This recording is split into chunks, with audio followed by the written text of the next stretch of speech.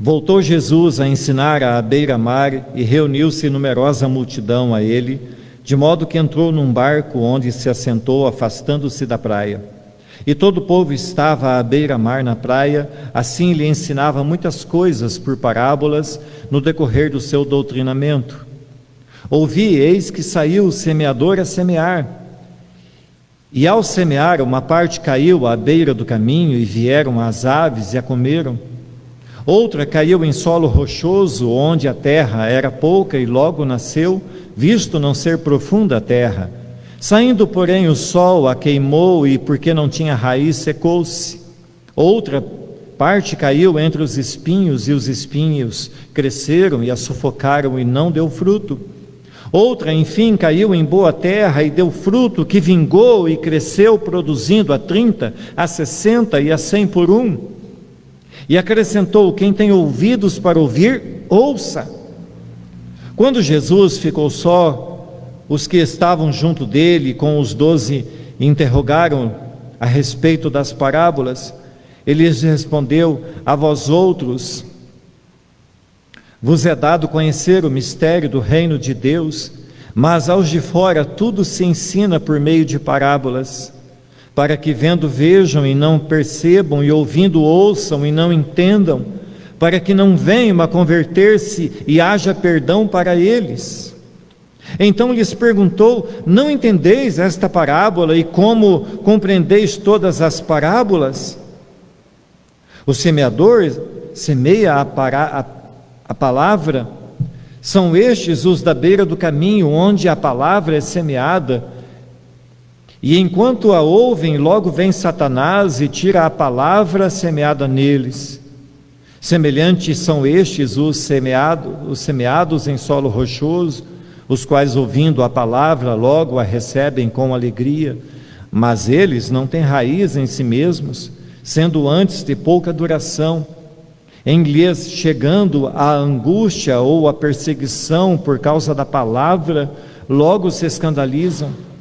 Os outros, os semeados entre os espinhos, são os que ouvem a palavra, mas os cuidados do mundo, a fascinação da riqueza e as demais ambições, concorrendo, sufocam a palavra, ficando ela infrutífera. Os que foram semeados em boa terra são aqueles que ouvem a palavra e recebem, frutificando a 30, a 60 e a 100 por um. Amém.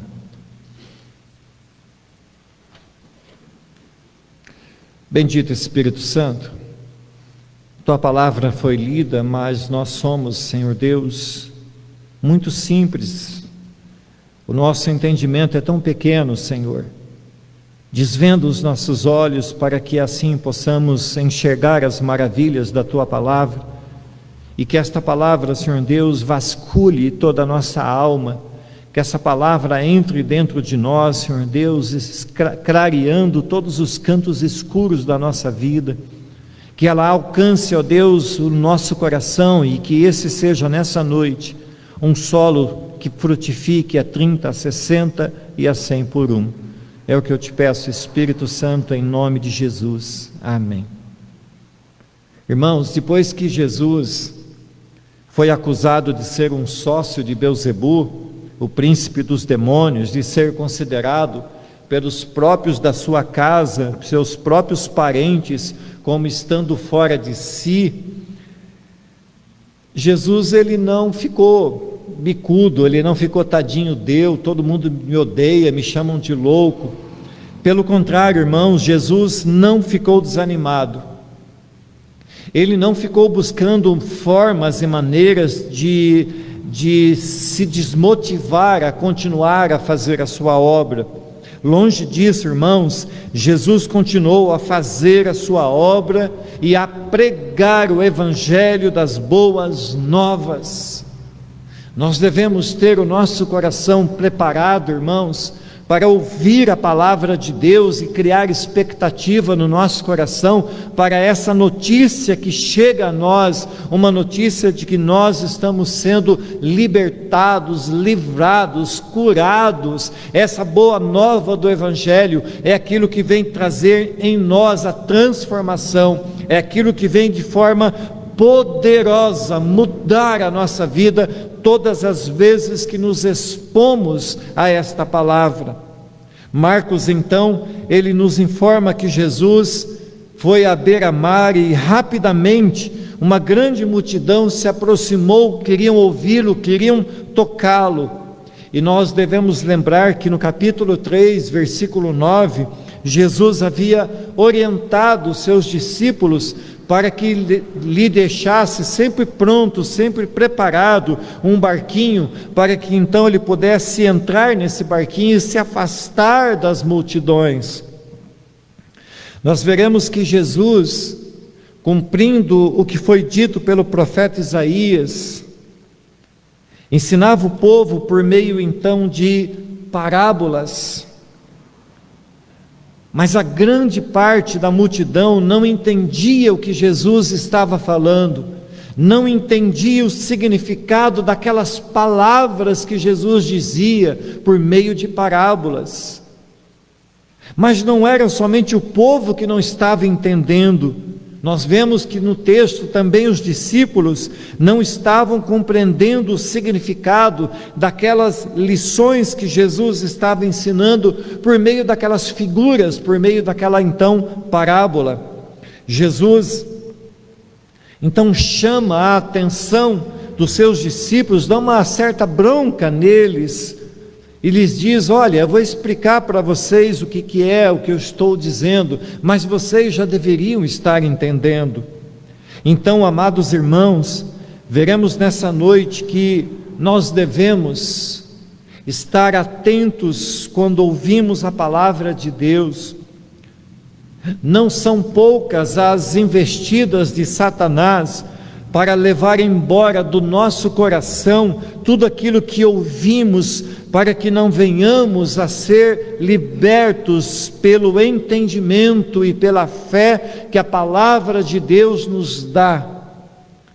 O maligno não descansa, o maligno está o tempo todo observando a vida dos filhos de Deus, tentando lhes roubar a palavra que lhes chega ao coração. Diante disso, irmãos, feita essa introdução, o primeiro ponto então da mensagem é que devemos ouvir, o semeador saiu a semear.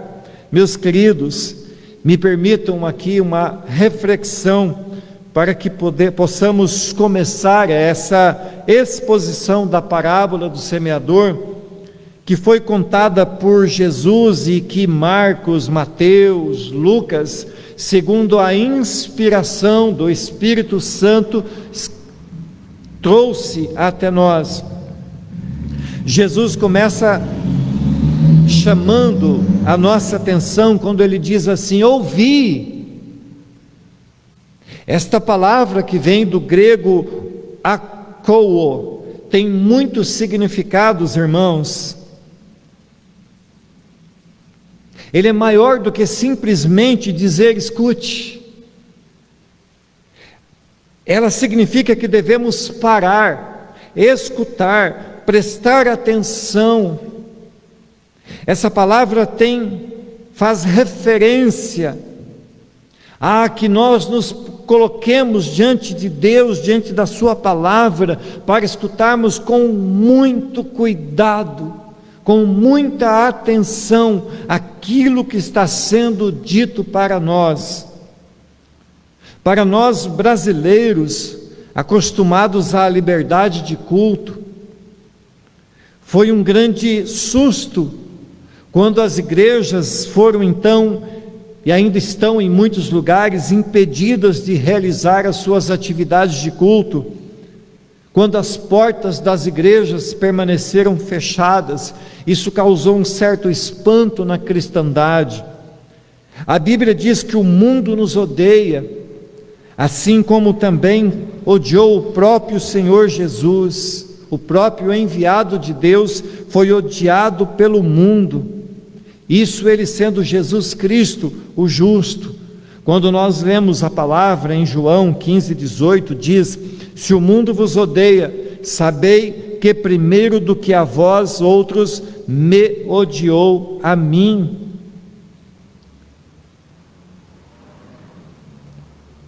o que nós percebemos, irmãos, é que existe um movimento para desestruturar as igrejas, para saquear a palavra, o direito da liberdade, o direito de ser pregada a palavra, nesse momento em que a igreja está fragilizada, não podendo muitas vezes ter a liberdade de culto, abrir as portas e as pessoas poderem vir e assistir e cultuar a Deus.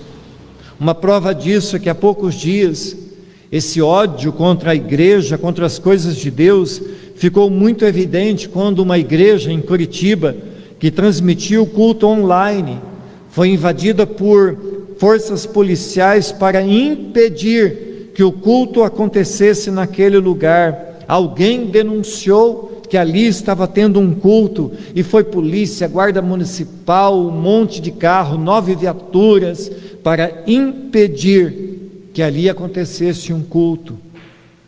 Irmãos, mesmo a despeito das perseguições, que aqui ou em qualquer lugar do mundo,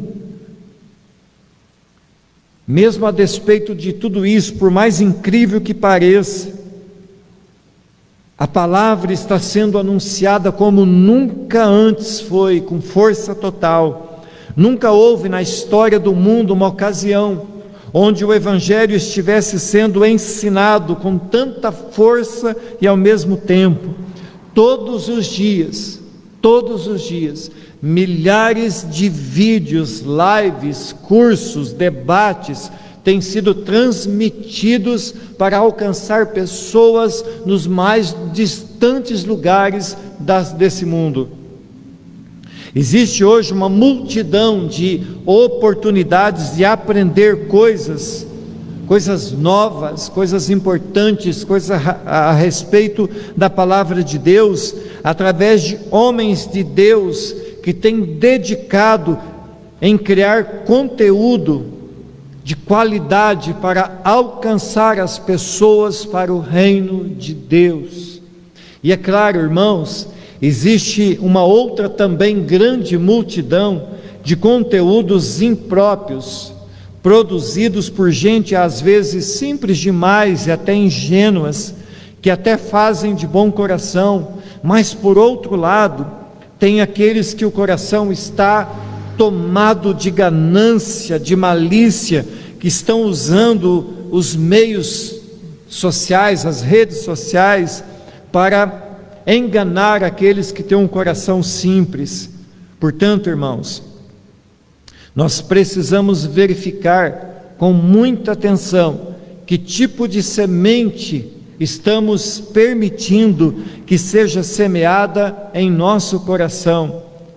O semeador saiu a semear, mas não permita que sementes que não sejam legítimas venham a ser plantadas em seus corações. É preciso, irmãos, que estejamos examinando cuidadosamente a palavra de Deus para não sermos contaminados por sementes que, ao germinarem, sejam ervas daninhas. O que acontece, irmãos, é que muitas vezes pessoas usam os canais da rede social para transmitirem aquilo que elas pensam, o que elas querem que as pessoas pensem, quando na verdade nós devemos cuidar com aquilo que nós ouvimos, para não sermos enredados, enganados. Escutem, irmãos, no meio das multidões de pregações que têm sido feitas, eu paro muitas vezes durante a semana para ouvir muitas pregações, para pesquisar e ver o que está acontecendo. No meio de uma multidão de coisas boas, existe muitas coisas más. Pessoas usando a palavra de Deus para pregar, mas pregar aquilo que elas querem que as pessoas ouçam, aquilo que as pessoas querem que as pessoas ouçam e creiam e entendam, aquilo que elas querem que eles ouçam, creiam e entendam, mas não é a legítima palavra de Deus. Por isso nós temos que ser o quê? Cuidadosos, bereanos, ouvir de tudo, mas examinar, colocar diante da Bíblia e ver se aquilo de fato é a palavra de Deus que está sendo pregada. Segundo ponto então da mensagem, lendo esse texto nós percebemos que existem muitos tipos de corações, e o primeiro deles que Jesus fala é de uma terra seca, de uma terra batida, pisada, dura, aquela que a semente não entra, aquela que a semente é levada embora facilmente. E o verso 4 diz assim: e ao semear, uma palavra caiu à beira do caminho, e vieram as aves e a comeram. Meus irmãos, o semeador de quem Jesus fala nesse texto é o próprio Deus. É o semeador com letra maiúscula. E vendo pelos óculos da nossa época, nós poderíamos pensar assim, que este semeador é um tanto descuidado com a semente, desperdiçando-a em qualquer tipo de solo. Mas Jesus, ao contar essa parábola, está fazendo referência ao tipo de agricultura que era praticada na Palestina daquela época. Eles não aravam ou tombavam a terra antes de plantar, simplesmente o semeador sai e vai jogando a semente, e espera-se que o solo que fosse bom, desse bom resultado. Era um terreno cheio de pedras, de espinhos, de chão duro, batido, onde as pessoas pisavam. E o semeador não tinha como tombar aquela terra, preparar aquela terra, dado a dificuldade. Então o semeador saía e ia lançando a semente, para que aquela que alcançasse um bom solo, então essa viesse a frutificar, a dar 30, 60 e a 100 por um.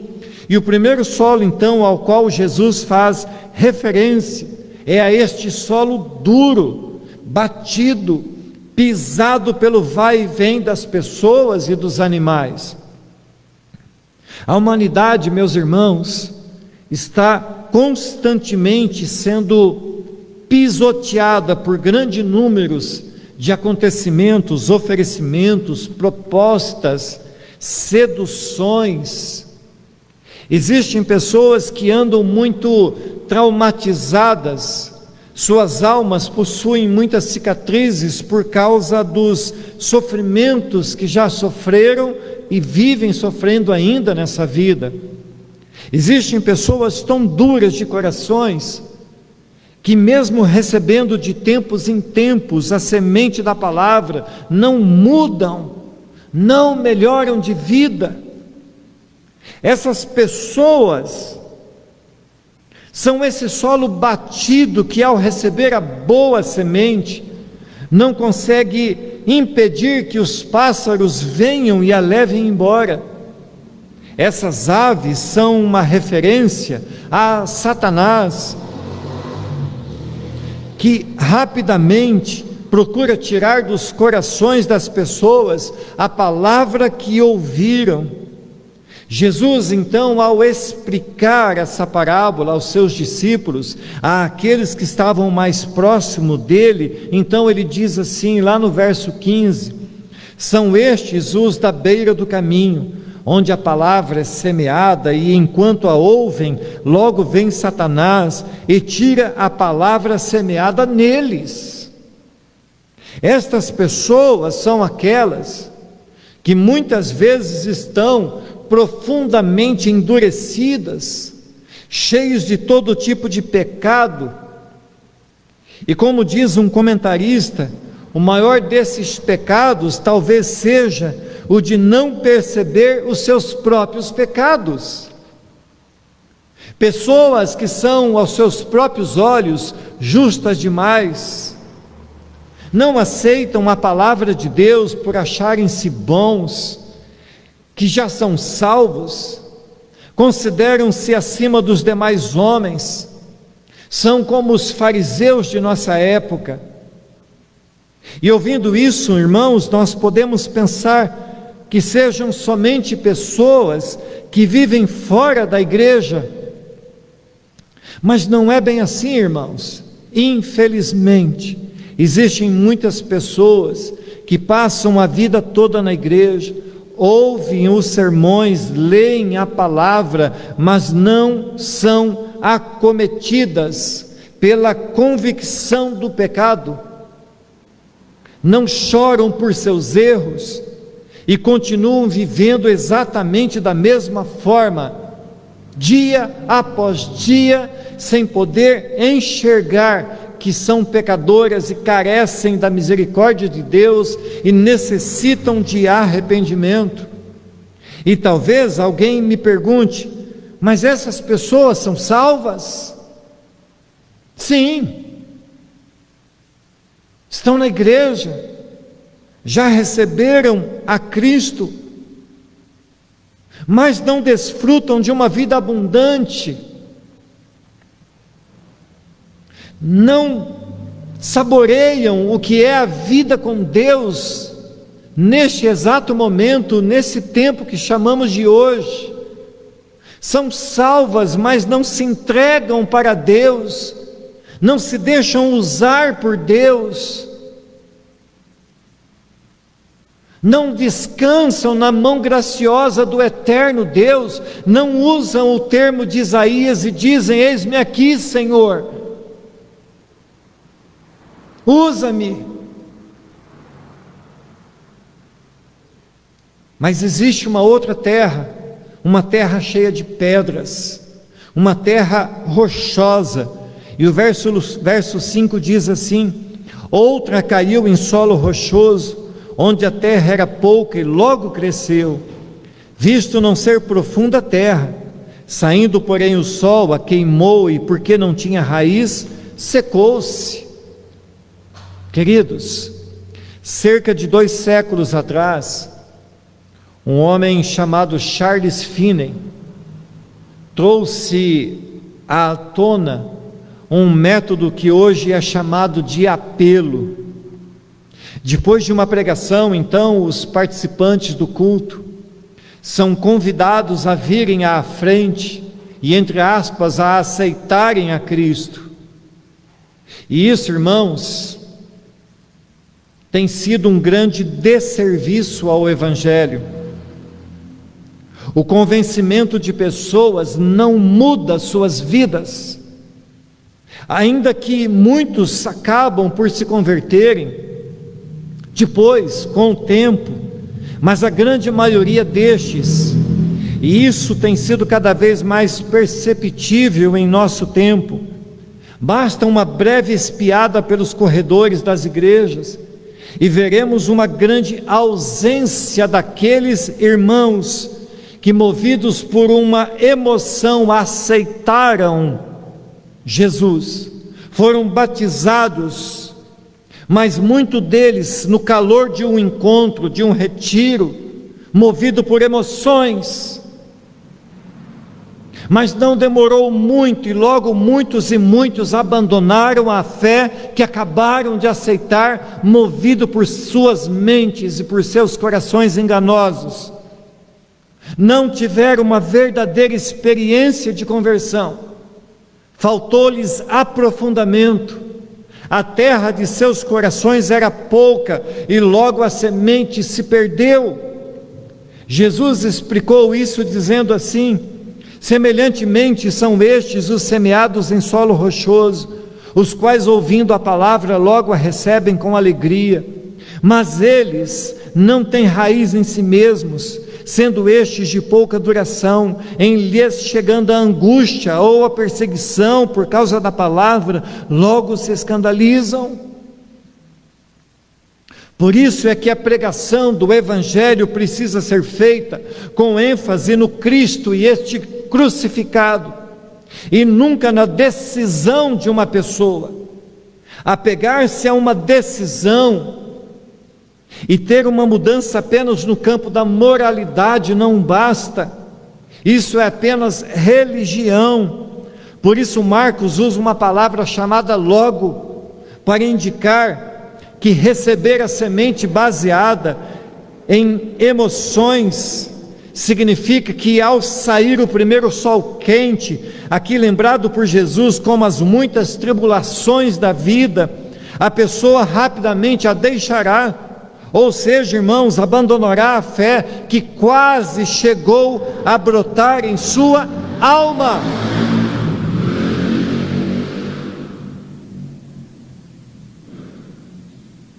É óbvio que muitas pessoas que são convidadas nesses apelos acabam depois a ter uma experiência com Deus, porque elas decidem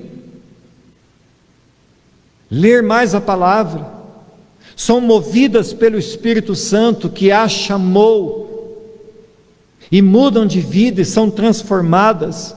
Mas aquelas que baseiam-se apenas na emoção de um chamado do pregador, essas na sua grande maioria, e isso é factível, irmãos, isso é visível. Basta nós que estamos aqui nos lembrarmos de tantos que um dia, no calor da emoção de um retiro, de um encontro, de um mover, ergueram suas mãos, mas logo depois abandonaram aquela nova experiência, aquela nova fé, porque não era exatamente aquilo que elas queriam, não estavam dispostas a sofrer pelo Evangelho, a sofrer por Cristo. Mas o verdadeiro cristão é aquele que rendeu-se e reconheceu o seu estado de pecado, arrependeu-se e mudou verdadeiramente de vida, não só o exterior, mas também o interior. Citando aqui o reverendo Lopes, ele diz assim: este ouvinte não tem raiz em si mesmo, sua fé é temporária. Na verdade, sua resposta ao Evangelho foi apenas externa. Não houve novo nascimento, nem transformação de vida. Houve adesão, mas não houve conversão. Entusiasmo, mas não convicção. Um verdadeiro cristão não permite que nada deste mundo venha a substituir seu desejo por Cristo. Nem mesmo as muitas tribulações e angústias da vida podem desanimar e fazer perder àqueles que, uma vez chamados por Cristo, vieram a fazer parte do seu reino, da sua igreja, do seu povo santo. Meus irmãos amados, um verdadeiro discípulo é aquele que se entrega totalmente ao ensino e ao mestre. Mas quem entrou apenas baseado num chamado emocional, vindo a perseguição por causa da palavra, logo deixará o ensino e o mestre. Seu coração raso não havia entendido que seguir a Cristo e obedecer a sua palavra poderia significar até mesmo ser perseguido e até mesmo ser morto. Para estes o Evangelho é um escândalo. Morrer por Cristo, tenha dó, isso não. Mas aqueles que são chamados pelo Santo Evangelho, aqueles que são chamados pelo Espírito Santo, esses estão dispostos a enfrentar todas as dificuldades, todos os medos, todas as angústias, todas as percas, porque o Evangelho de Cristo está acima, porque vale a pena morrer por Jesus Cristo. Terceira terra é uma terra espinhosa, e o verso 7 fala assim: outra parte caiu entre os espinhos, e os espinhos cresceram e a sufocaram, e não deu fruto. A vida de um novo convertido, irmãos, precisa mudar, mas mudar radicalmente. Não pode haver um legítimo novo nascimento se o modo de viver não sofrer, não tiver profundas e radicais mudanças de comportamento. Como já falamos aqui muitas vezes, uma nova vida em Cristo exige de nós muitas coisas. Exige de nós deixar coisas que antes fazíamos, mas que agora são claramente entendidas como contrárias à palavra de Deus. Batismo nas águas é o mais marcante de todos os sinais de que Cristo é o Senhor e o Salvador, e não demonstrar isso publicamente pelo batismo é algo muito ruim. Uma pessoa que recebeu o chamado de Deus, que foi chamado pela palavra, que tem a sua vida transformada, precisa decidir-se em descer as águas, em ser batizado, em assumir publicamente diante de Deus um pacto, um compromisso de andar na presença de Deus, testemunhando a nova vida que ganhou do próprio Senhor Jesus Cristo. Jesus então explica esse terreno no verso 18, dizendo: os outros, os semeados entre os espinhos, são os que ouvem a palavra, mas os cuidados do mundo, a fascinação da riqueza e as demais ambições concorrendo, sufocam a palavra, ficando ela infrutífera. Percebam, queridos irmãos, que aqui não são as tribulações que afastam a palavra do coração, mas as boas coisas. Muitas pessoas recebem a semente da palavra de Deus, mas ao perceberem que precisarão deixar alguns prazeres mundanos, logo são tomadas por dúvidas, ficam entre servir a Deus e deixar alguns confortos do mundo, ficam entre continuar vivendo e desfrutando dos prazeres da carne, dos prazeres desta vida, ou render-se a Deus, abandonando, deixando esses prazeres que não agradam a Deus, por amor a Deus. Os espinhos descritos nesta parábola eram muito fortes, possuíam raízes muito profundas, eram difíceis de serem arrancados, mas mesmo assim, algumas vezes, algumas dessas sementes até germinavam entre eles, mas logo essas sementes que germinavam eram então sufocadas, e mesmo que continuassem vivas por um pouco de tempo, não dariam frutos, porque estavam sufocadas pelas coisas deste mundo, pelos espinhos. E esses que querem viver com um pé na igreja e outro no mundo, são chamados de crentes mundanos. Meus irmãos amados, isso é muito sério, e cada vez mais nós temos percebido que tal prática tem se tornado normal dentro de algumas igrejas, que no afã de agradar as pessoas, trazem o mundo para dentro da igreja, e o que deveria ser um ambiente de santidade, torna-se um espaço de divertimentos, torna-se um verdadeiro playground gospel. A ênfase da pregação não pode ser nas coisas dessa vida. Isso fazem muito bem os pregadores da prosperidade, os pregadores da confissão positiva. João, ao escrever para a igreja de Sardes, diz assim: o anjo da igreja em Sardes escreve, ao anjo da igreja de Sardes escreve: estas coisas diz aquele que tem os 7 Espíritos de Deus e as 7 estrelas. Conheço as tuas obras, que tens nome de que vives e estás morto. Crentes que vivem entre os espinhos e os cuidados desta vida, até parecem verdadeiros, mas estão como os cristãos da igreja de Sardes, parecem vivos, mas estão mortos, não passam de nuvens sem água. É preciso, irmãos, que nossos olhos estejam muito mais firmados no céu do que na terra. Os bens desta vida são para o nosso deleite, são bênçãos de Deus, mas são passageiros. O tempo se encarrega de corroê-los, mas o verdadeiro depósito das riquezas insondáveis que temos em Cristo estão no céu. Devemos viver com profundo desejo de desfrutar na eternidade, que logo se avizinha, de todas as bênçãos que Deus tem reservado àqueles que Ele chamou para serem a sua igreja, os santos de Deus, os separados de Deus.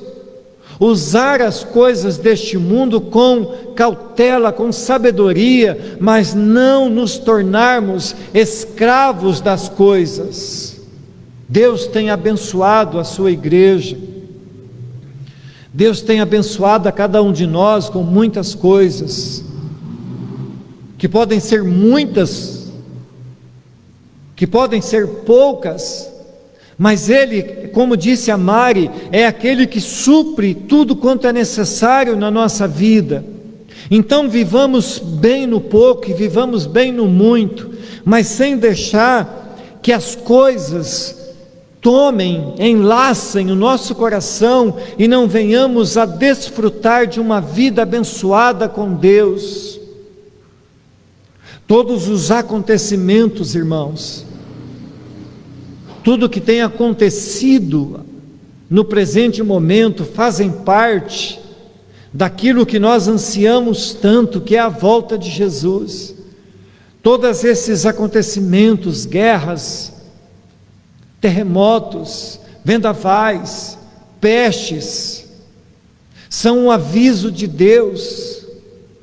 Deus está nos avisando que o Filho vem, que é chegado e não tarda a volta do Eterno, a volta do Cristo Todo-Poderoso. Então, nós devemos estar nos preparando, irmãos.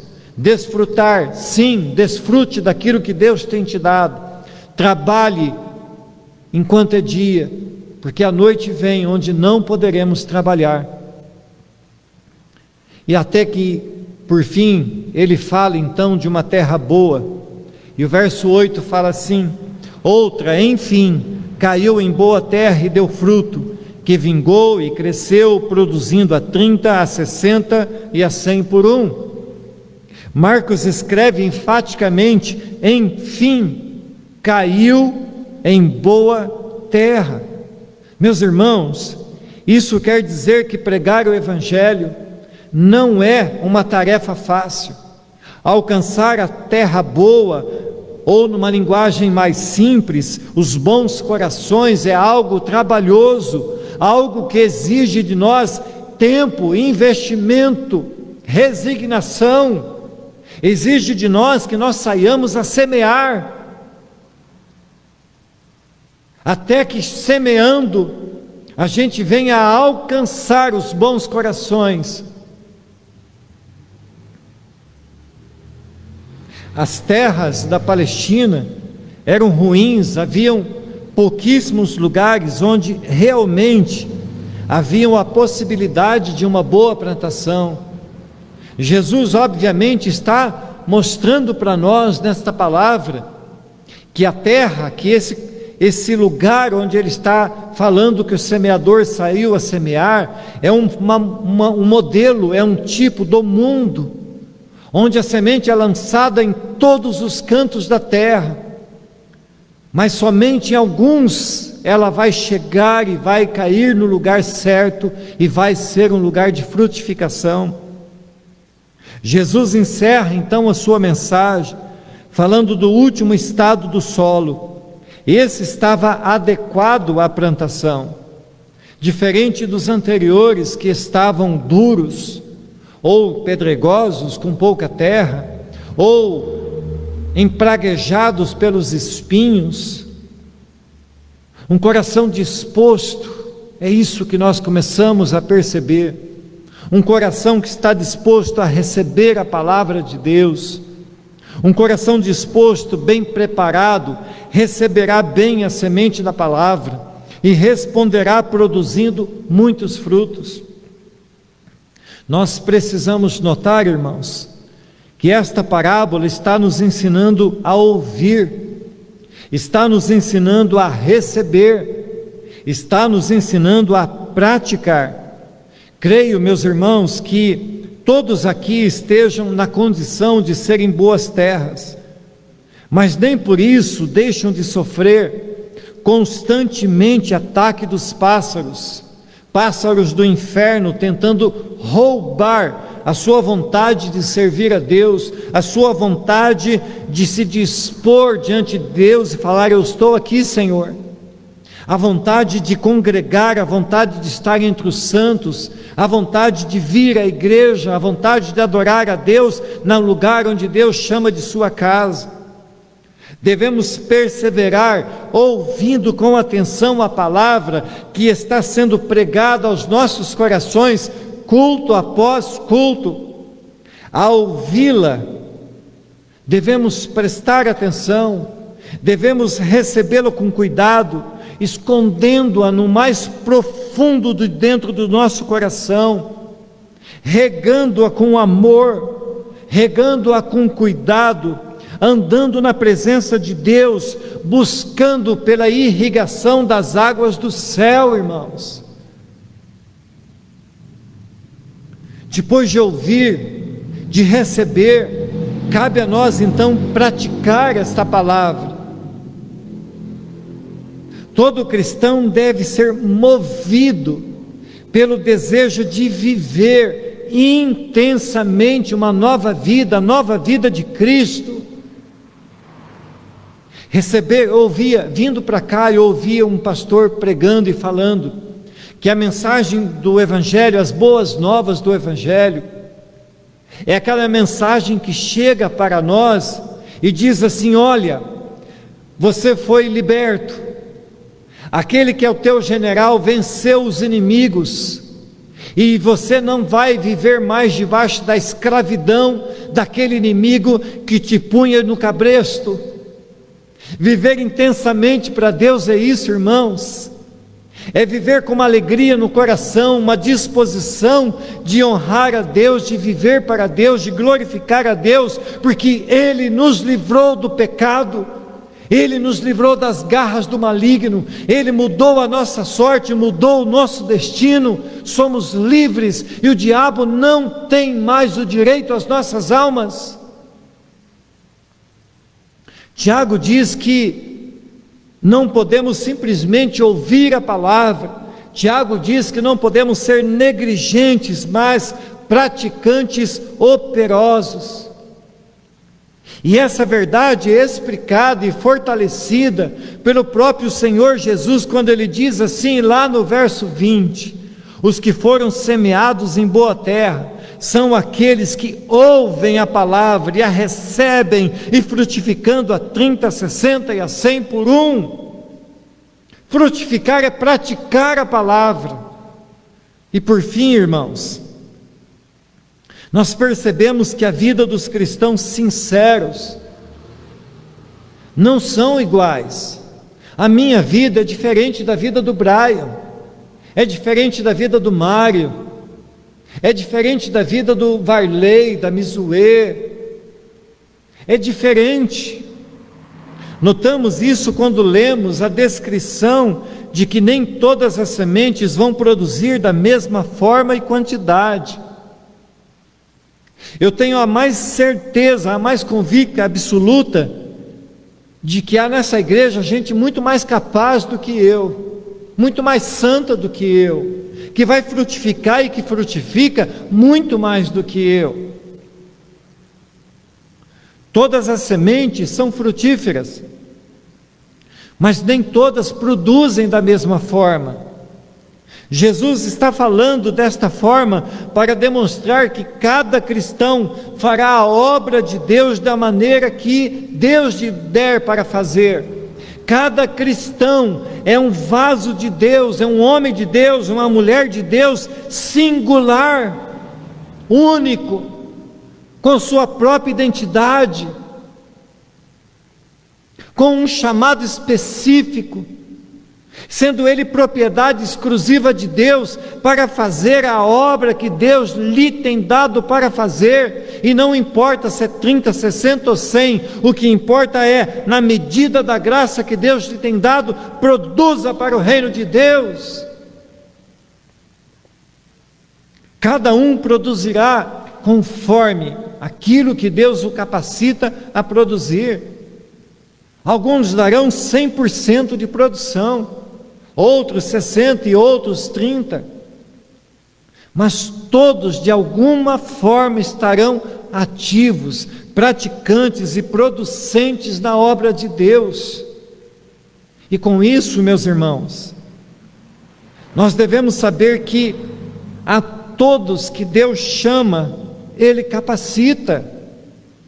Todos os crentes recebem dons e podem, por meio deles, glorificar a Deus que o deu. Um famoso pregador, um teólogo amado, um teólogo que deu a sua contribuição a este mundo e nos deixou, chamado R.C. Sproul, dizia que a semente da palavra precisa se enraizar profundamente em nossos corações. E isso se consegue, irmãos, zelando cuidadosamente da semente. Deus nos tem dado ferramentas para que o solo do nosso coração esteja sempre fértil e propício para receber a sua palavra. Eu conversava essa semana com o irmãozinho, o Elton, irmão da irmã Aline. Eu conversava com ele, ele falava: olha, aqui onde eu estou as pessoas são frias, e os textos que o Senhor tem me mandado têm abençoado muito a minha vida. Eu estou compartilhando esses textos com outras pessoas. É isso, irmãos. Não importa o lugar que você está, se as pessoas são frias, se as pessoas não querem saber de Deus, faça você a sua parte. Deixe que o fogo do Espírito Santo incendeie sua vida. Deixe que a chama de Deus aqueça o seu coração. Ouça a palavra, leia a palavra, pratique a palavra, divulgue a palavra. Deixe-se ser tratado todos os dias por Deus. Nós devemos, portanto, aprender a manejar as coisas que Deus nos tem dado, para que estejamos mais e mais fortalecidos na força e no poder da presença santa de Deus em nossas vidas, e assim andarmos cheios do Espírito Santo, operando a obra dele. Para concluir, devemos então, irmãos, aplicar esta palavra que hoje, de pelo menos três formas, nos nossos corações. A primeira forma de aplicação aos nossos corações é que não devemos menosprezar o reino espiritual. Não menospreze, irmãos, o reino espiritual. Satanás não descansa. Ele está o tempo todo como um pássaro do mal, esperando uma oportunidade de roubar a semente que foi plantada nos nossos corações. Deus nos ensina a levantar o escudo, a não deixar que as setas do maligno venham a interferir na nossa mente, a interferir na nossa vida. Não vacile, irmãos. Não menospreze o poder do inimigo.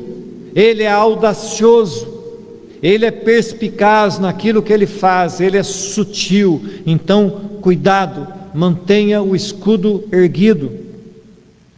Segunda aplicação, devemos ficar atentos ao fogo de palha. Muitas pessoas dizem-se convertidas, mas não passam de engano.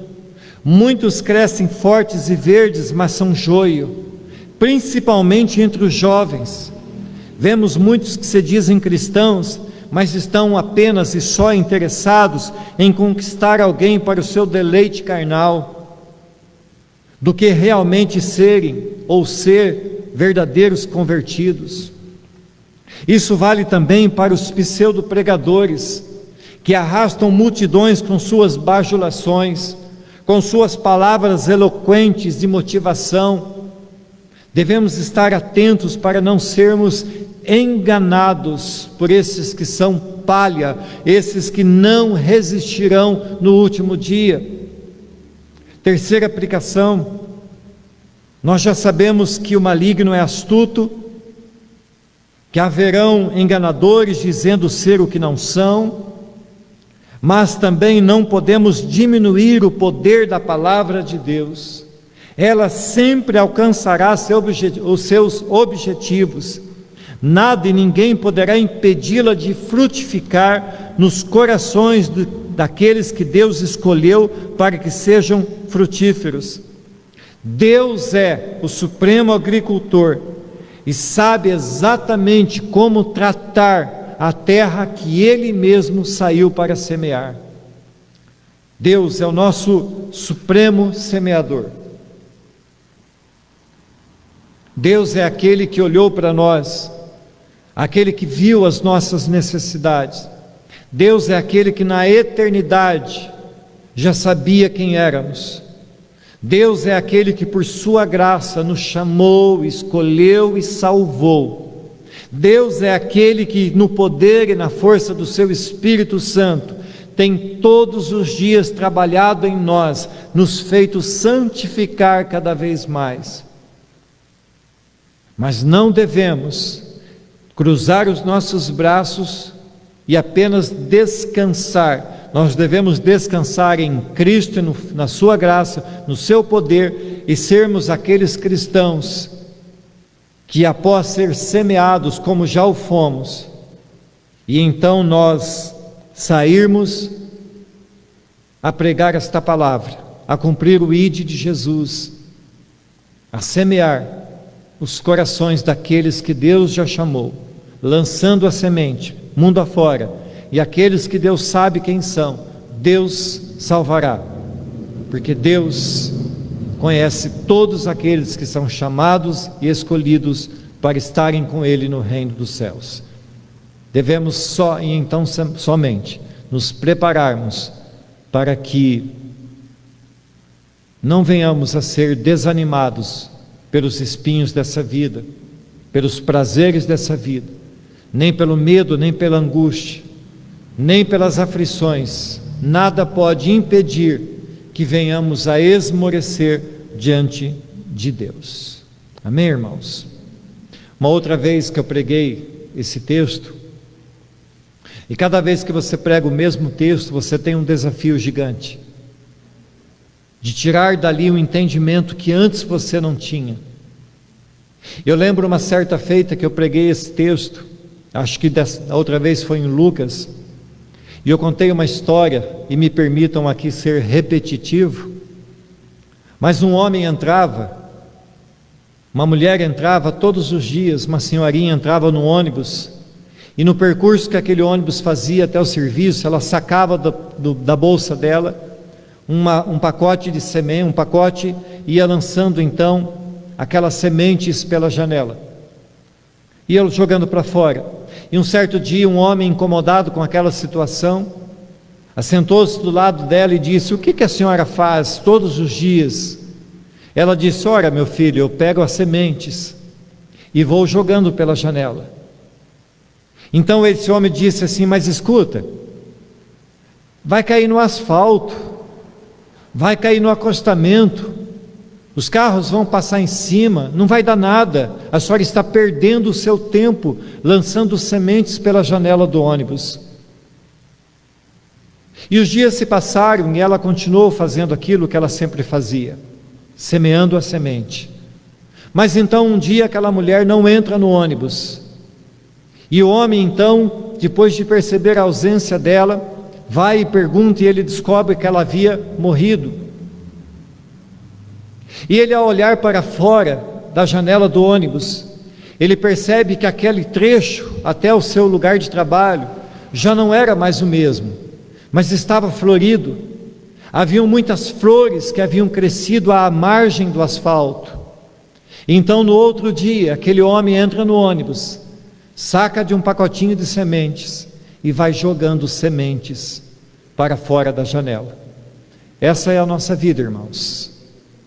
Cabe a nós usar o exemplo daqueles que pregaram e que pregam a palavra, que já deram as suas vidas para semear a palavra, e nós também sacar nosso pacotinho de sementes da palavra de Deus, e irmos semeando o mundo afora, ao vizinho, ao compadre, à comadre, aos filhos, aos pais, aos colegas de trabalho, àqueles que Deus coloca na nossa frente. É assim que é a vida de um semeador, porque um dia nós fomos semeados e a palavra germinou dentro de nós e tem dado fruto a 30, a 60 e a 100 por um.